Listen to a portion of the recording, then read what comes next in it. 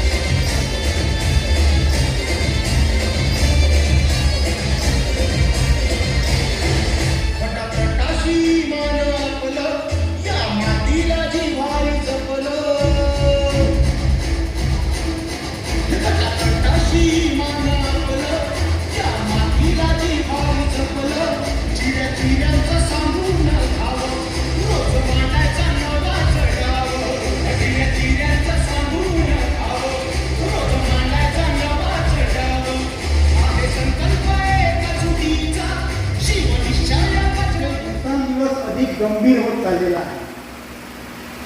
गेली कित्येक वर्ष हिंदू संघटना त्या लव जिहादविषयी सातत्याने प्रबोधन करतात, परंतु आमच्या हिंदू लाखो मुली या लव जिहादला बळी पडलेल्या आहेत. नॅशनल क्राईम ब्युरो देशातली जी शासकीय संघसंस्था आहे त्यांचा एक रिपोर्ट प्रदर्शित झाला. त्या रिपोर्टमध्ये त्यांनी जी आकडेवारी सांगितली मी पूर्ण भारतभराची तुम्हाला सांगत नाही, फक्त महाराष्ट्र राज्याची 2024-2025 या 2 वर्षांमध्ये फक्त महाराष्ट्र राज्यामध्ये 92,000 मुली गायब